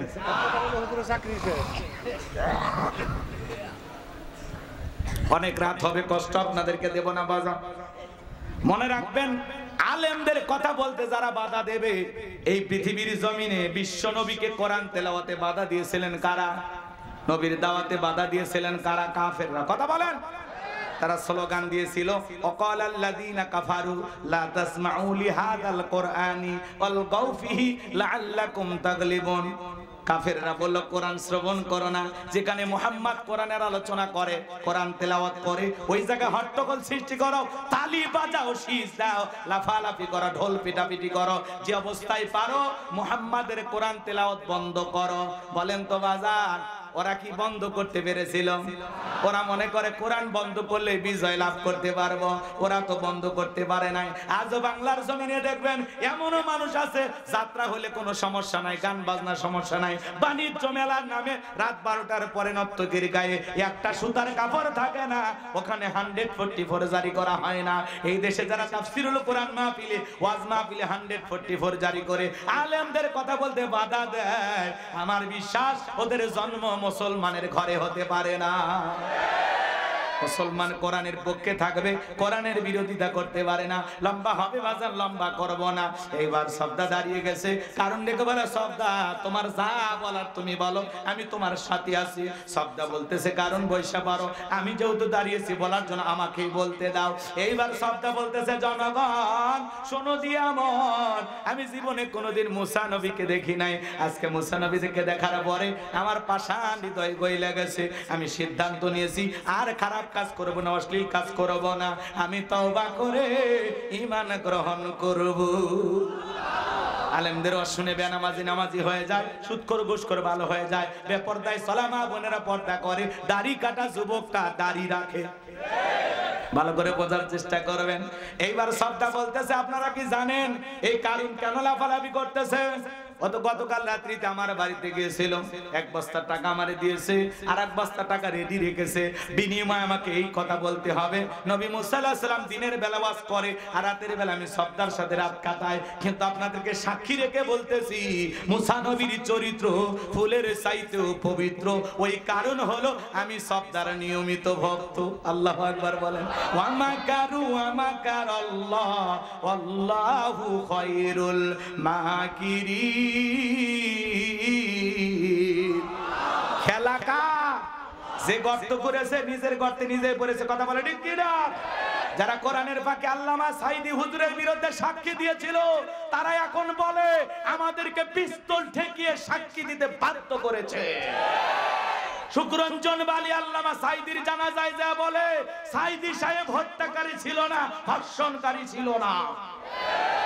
কথা বলে কোরআনের পাকে আল্লামা সাঈদী হুজুর 13 বছর মিথ্যা মামলা হামলা দিয়ে জেলখানায় বন্দী করে রেখেছিল। সেই সাঈদী হুজুর বিদায় নেওয়ার 1 বছর পার না হতেই আল্লাহ ওদের ক্ষমতার চেয়ার থেকে বিদায়ের ঘন্টা বাজায় দিয়েছে। সাঈদী সাহেব একজন জামানার বড় আলেম ছিল, দ্বীনের দায়ী ছিল। 50 বছর নিরলসভাবে কোরআনের তাফসীর করেছেন। এই বাংলাদেশের তাফসীর জগতের রূপকার ছিলেন আল্লামা সাঈদী হুজুর। সেই মানুষটাকে বিদায় করছে। এখনো আওয়াজ শুনলে মনে হয় কলিজাটা ঠান্ডা হয়ে যায়। কি কণ্ঠ, কি তিলাওয়াত, কি কথা বলার ধরন, মাশাআল্লাহ। এরকম সাঈদী আর পাবো? সে সাঈদী সাহেবের সন্তানেরা, সুযোগ্য সন্তানেরা, ওনারা ডক্টর জাকির নায়েকের সাথে কথা বলে তার একটা প্রোগ্রাম আগামী নভেম্বর মাসে তাদের এলাকায় করার একটা চিন্তা ভাবনা করতেছেন। ডক্টর জাকির নায়েক তিনি আগামী নভেম্বর মাসে বাংলাদেশে আসবেন। সাঈদী সাহেবের পরিবারের আমন্ত্রণ গ্রহণ করেছেন, দাওয়াত গ্রহণ করেছেন। বলেন মারহাবা।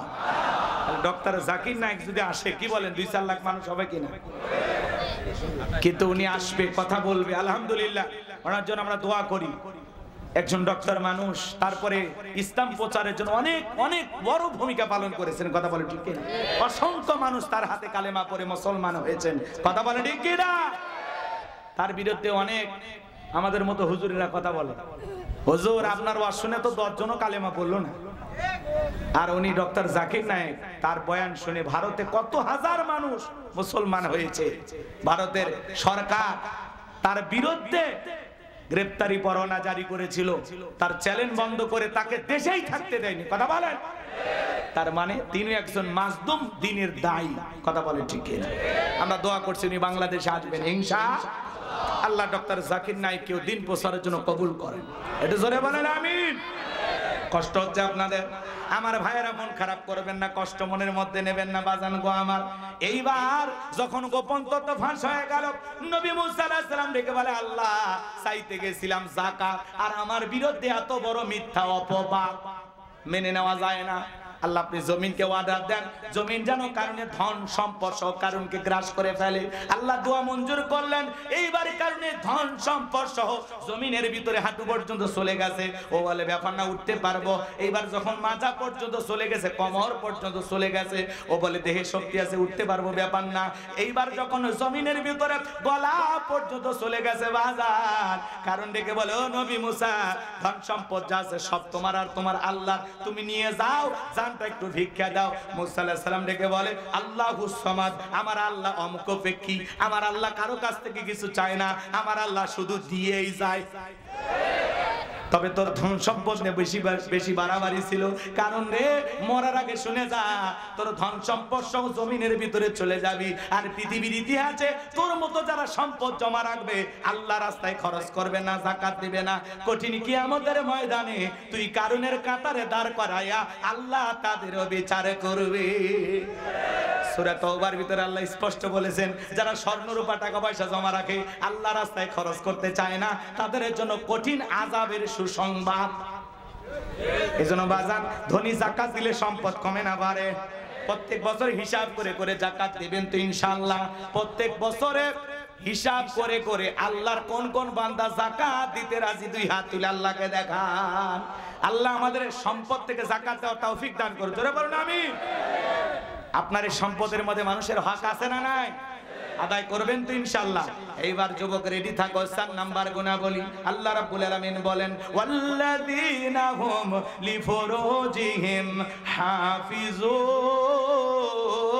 হাফিজুন। মুমিন বান্দার 4 নাম্বার গুণাবলী নিজের যৌবনটাকে কন্ট্রোল করা, নিজের যৌবনটাকে হেফাজত করা। মুমিনের যৌবন হোটেলে বিক্রি হতে পারে না, পার্কে বিক্রি হতে পারে না। মুমিন কোনোদিন বিয়ের আগে অবৈধ কোনো প্রেম ভালোবাসা করতে পারে না। আল্লাহ শিশুকালের হিসাব নেবেন না, হিসাব নেবেন যৌবনকালের। কথা কয় না, কথা কয় না।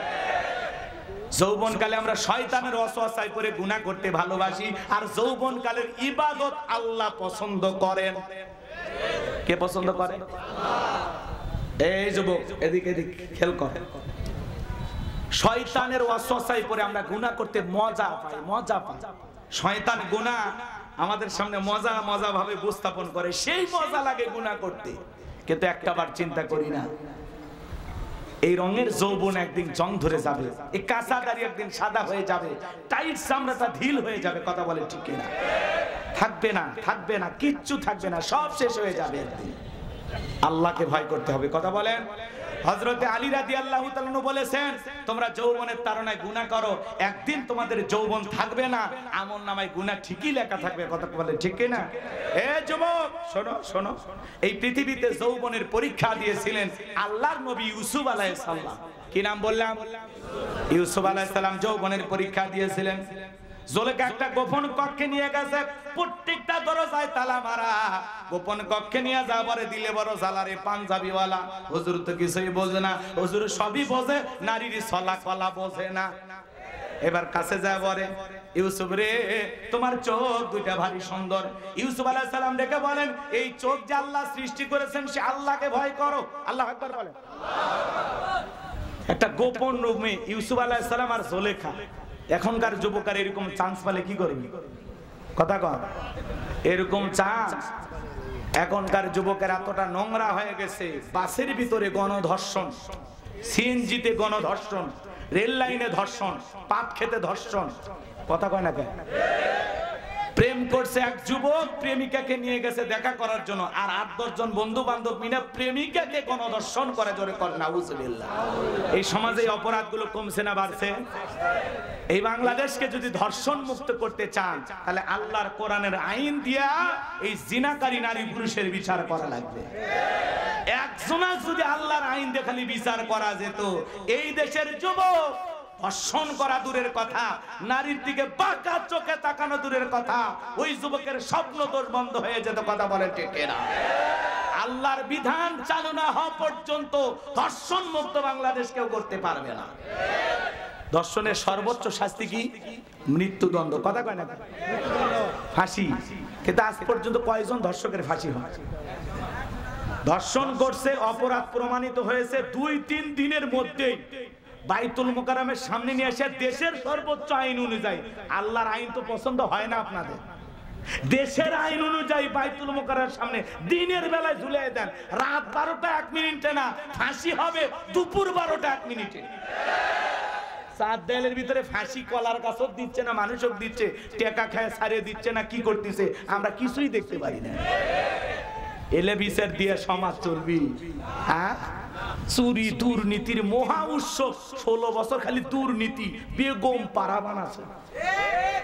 এক এক নেতার কোটি কোটি টাকা ব্যাংকে পড়ে আছে, কোটি কোটি টাকার গাড়ি পড়ে আছে, এমপি মন্ত্রী সব ভাগে গেছে, মুখ ভেলটায় বলতো পালাবো না। আছে ওরা ভাই আছে, আপনার জেল খাটাইছে। আজ দেখেন বিএনপির ভাইয়েরা কি নির্যাতন সহ্য করছে, বাপ রে বাপ। বিএনপি আর জামাত করা তো মামলা দিয়ে শেষ। এখন আবার প্রধানমন্ত্রী, সাবেক প্রধানমন্ত্রী শেখ হাসিনার বিরুদ্ধে মামলা, ভারত থেকে বলতেছে আমি তো কোনো অপরাধী করিনি।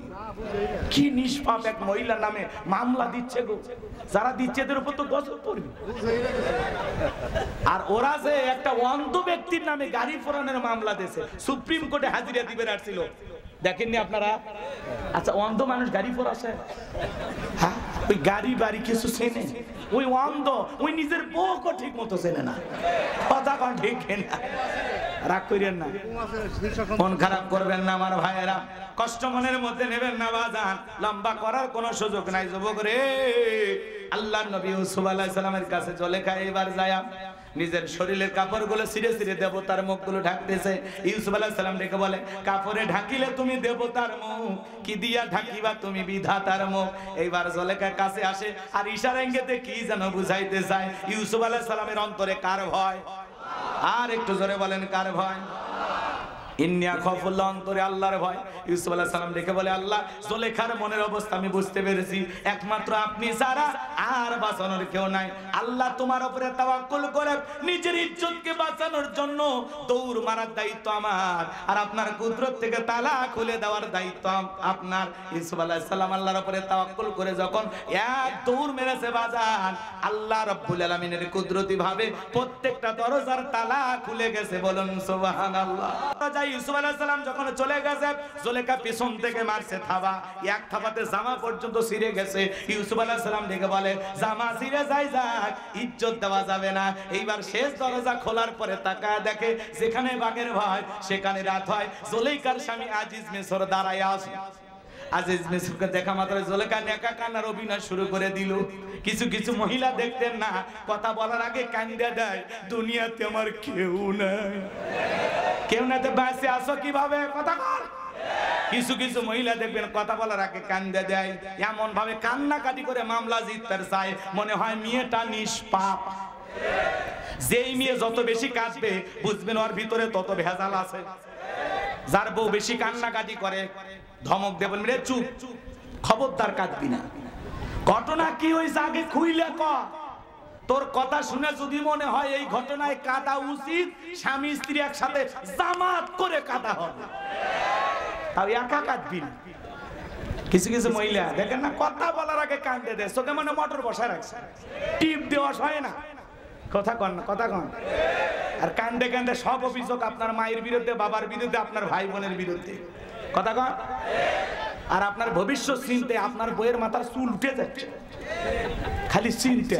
তুমি যদি এত মানুষের পিছনে খরচ করো, তুমি যদি এটা করো ওটা করো, আমাদের সন্তান আছে, আমাদের ভবিষ্যৎ আছে, কি হবে? তুমি তোমার মা বাবার পিছনে খরচ করো না, তোমার ভাই বোনকে আর টাকা পয়সা দিও না। হ্যাঁ, এইভাবে খরচ করলে তুমি তো নিঃস্ব হয়ে যাবে, ফকির হয়ে যাবে। ভবিষ্যৎ চিনতে বাড়ি ঢুকে আমাদের ভবিষ্যৎই নষ্ট হয়ে যাচ্ছে। এ কথাই পায় না, এরকম মহিলা নাই? মনে রাখবেন, মা বোন যারা শুনতেছেন, মা মনে রাখবেন, আপনার স্বামী যদি তার মা বাবা ভাই বোনের জন্য খরচ করে, আল্লাহ সম্পদ বৃদ্ধি করে দিবে। এই খরচের মাধ্যমে দুইটা লাভ, এক নাম্বার হলো তার সম্পদ আল্লাহ বৃদ্ধি করে দেবে, দুই নাম্বার আল্লাহ তার হায়াত বৃদ্ধি করে দেবে।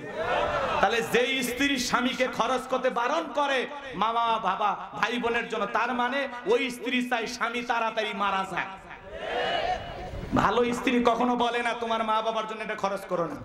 ওই স্ত্রী সবচাইতে উত্তম যে স্ত্রী তার স্বামীকে ডেকে বলে খবরদার তুমি তোমার মা বাবার সাথে খারাপ ব্যবহার করবা না, কারণ আমি একদিন মা হব, তুমি তোমার মা বাবাকে কষ্ট দিও না, এটা আমি কখনো পছন্দ করি না। কথা কন, ওই রকম স্ত্রী দরকার যে স্ত্রী তার শাশুড়ির মাথায় জুই নারিকেলের তেল, কিউট নারিকেলের তেল মাখায় দিতেছে, শাশুড়ির জন্য গোসলের পানি রেডি করে দিচ্ছে। কথা বলেন, এরকম বউ দরকার। কি কন?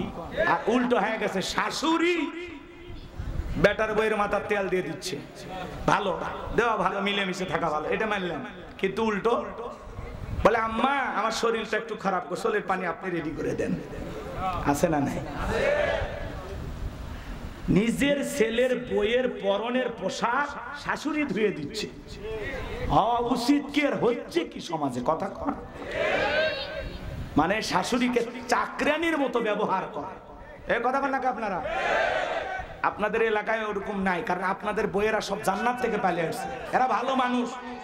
বাপ রে বাপ, এগুলো ভারতে ঘটতেছে, এই দেশে এখনো শুরু হয়নি। কষ্ট পাচ্ছেন মনে হয় আপনারা। আমার ভাইয়েরা জুলেখা এবার নাকা কান্নার অভিনয় করে ডেকে বলে স্বামী ইউসুফকে ছেলের মতো দেখতাম, আজকে সুযোগ পা আমার ইজ্জতের দিকে হাত বাড়াইছে, আর একটু দেরি হয়ে গেলে আমার সর্বনাশ হয়ে যেত। মিথ্যা ধর্ষণের অপবাদ দিয়া, মিথ্যা ধর্ষণের আসামি বানাইয়া, এক নয় দুই নয়, ইউসুফ আলাইহিস সালামকে 9.5 বছর জেলখানায় বন্দী রেখেছিল জুলেখা। আজও আলেমদেরকে ধর্ষণের আসামি বানায়া জেলখানায় বন্দী করবে যারা, ওরা হলো ডিজিটাল জুলেখা। ভালো করে বোঝার চেষ্টা করবেন বাজান। এই জন্য যুবক তোমাদের পায়ে হাত দিয়ে অনুরোধ করে বলে যায়, নারীর ছলনা বড় মারাত্মক, নারীদের চক্রান্ত ষড়যন্ত্র বড় কঠিন। মনে রাখবা, নারীদের চক্রান্ত এত মজবুত, এত কঠিন, মাঝে মাঝে শয়তান ওদের কাছে ফেল মারে। নারীদের চক্রান্ত ষড়যন্ত্র বড় মারাত্মক। এরা ছেলেদের ভালোবাসে না, এরা ছেলেদের মন নিয়ে ব্যবসা বাণিজ্য করে। এই কথা কেন? পুরুষ নারীর ভালোবাসার কাঙ্গাল, কিন্তু ওই নারী আপনাকে ভালোবাসে না, আপনাকে ঘৃণার চোখে দেখে, ও অন্য পুরুষের কাছে ভালোবাসা খোঁজে। কথা বলে না কেন? এরকম মহিলা আছে না নাই? আজকে এই সমাজে সবচাইতে বড় সমস্যা যেই জিনিসটা আমাদের করে ফেলেছে সেটা হলো এই মোবাইল। কথা বলে না কেন? এই মোবাইলের কারণে মানুষের সময় নষ্ট হচ্ছে, মানুষের জীবনের মূল্যবান সময় মোবাইলের পিছনে নষ্ট হচ্ছে। ইউটিউব ইন্টারনেট ঘাটাঘাটি করে, ইমো মেসেঞ্জারে সেটিং করে। কথা বলেন, এই মোবাইলের ওজন কম, কিন্তু মোবাইলের মাধ্যমে পাপের ওজনটা অনেক বেশি। একা একা রুমের ভিতরে দাঁড়ায়া যুবক কি সুন্দর ভিডিও দেখতেছে, কথা কয় না কেন? তাহলে এই মোবাইল যুব সমাজকে নষ্ট করছে। কথা বলে ঠিক কিনা? দেশে মোবাইল আইছে, চিঠি বন্ধ হইয়াছে, দিওয়ানা বানাইছে, পোলা মাইয়ার মনের কথা ভাসে বাতাসে। ও দেখো পোলা ফানের মন বাদা ফেসবুকে এখন, মোবাইলে চ্যাটিং কইরা কাটায় সারাক্ষণ। এই মোবাইল পাইয়া দেখো মদনের মাইয়া, এই মোবাইল পাইয়া দেখো রমজানের মাইয়া কি কাণ্ড ঘটাইছে, স্বামী সন্তান রাইখা নাকি পালাইয়া গেছে, স্বামী সংসার রাইখা নাকি পলাইয়া গেছে। 2 বাচ্চার মা, 4 বাচ্চার মা পরকীয়া প্রেম করে আরেকটা ছেলের হাত ধরে পালিয়ে যায়। যে নারী স্বামী রেখে সন্তান রেখে আরেকটা পর পুরুষের হাত ধরে পালিয়ে যায়, ওটা নারী না, ওটা নারী জাতির কলঙ্ক, পাশানি, ডাইনি, ছলনাময়ী। কি গান? কেমনে পারলা মা? ও মা, তুমি কেমনে পারলা স্বামী রাইকা সন্তান রাইকা আরেকটা পুরুষের হাত ধরতে? কেমনে পারো? এই কথা আপনাদের এলাকায় জীবনে এই ঘটনা ঘটেনি? অবাক হয়ে যাবেন।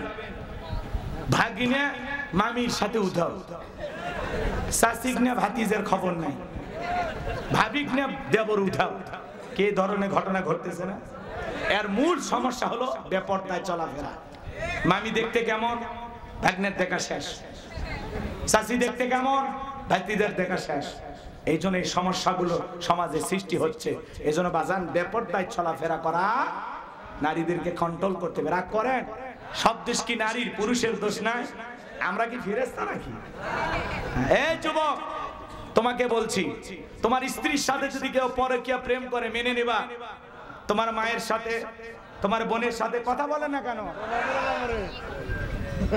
আপনার স্ত্রীর সাথে পরকীয়া প্রেম আপনি মেনে নেবেন না, কিন্তু আপনি যার সাথে পরকীয়া প্রেম করেন সেটা কারো না কারো স্ত্রী, কারো না কারো মা, কারো না কারো মেয়ে। কথা বলে ঠিক কিনা? এজন্য যুবক, তোমাদের পায়ে হাত দিয়ে অনুরোধ করে বলে যায়, বিবাহের আগে কোন ধরনের অবৈধ প্রেম ভালোবাসা করা যাবে জায়েজ নাই, হারাম। কথা কয় না কেন?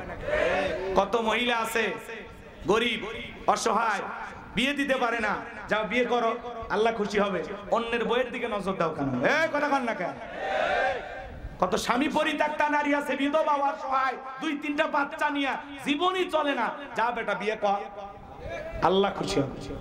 ও তুমি ওই জায়গায় যাবা না, তুমি আলগা খোঁজো, শয়তান। আল্লাহ হেদায়েত দান করুক, জোরে কোন আমিন। শুনতে খারাপ লাগে, ও গোলাম রব্বানী হুজুর কইলে দোষ, নিজে যেগুলো আকাম বদকাম করে বেড়াচ্ছেন হিসাব করতেছেন না। কেউ না দেখলে একজন দেখেন, তিনি কে? যুবক শোনো, কার হাত ধরে পার্কে ঘুরতেছো? মা বাবার চোখকে ফাঁকি দিতে পারবা, আল্লাহর কুদরতি চোখকে ফাঁকি দেওয়া যাবে? রাত 2টার দিকে কার জানালায় যা ডাক দিয়া সারা রাত গল্প করেছো? অনেক চাচা ভাবতেছে যাক সব যুবকদের হচ্ছে, আমরা বেঁচে গেলাম। চাচা, আপনার এরকম বয়স ছিল যখন 22 বছর 25 বছর ছিল, ওই যে যমুনা নদীর যায় সোয়েলা নৌকা চড়ে ওই যে চরের ভিতরে কাশফুলের ওই সাইডে কার হাত ধরে ঘুরেছেন? সেই দিনের লেখা ফেরেশতারা লিখে রাখছে, ভুলে গেছে। আল্লাহ হেদায়েত দান করে। যদি গুনাহ করে থাকেন আল্লাহর কাছে মাপ চান। কথা কয় না কেন? আল্লাহ আমাদের হেদায়েত দান করে, জোরে বলেন আমিন। এই পরকের অভিশাপে পুরো বাংলাদেশে আগুন জ্বলতেছে। কথা বলেন, রাগ করতেছেন নাকি? আর একটা সমস্যা কি বলবো? ওদের সে টিকটক আসিয়া সবাইকে আলো ভাসিয়া, টিকটক বোঝেন না? ছোট ছোট বাচ্চারা টিকটক ভিডিও বানায়, মহিলা নুডলস রান্না করতেছে তাও টিকটক। হ্যালো বন্ধুরা, দেখেন কিভাবে নুডলস রান্না করতে হয়।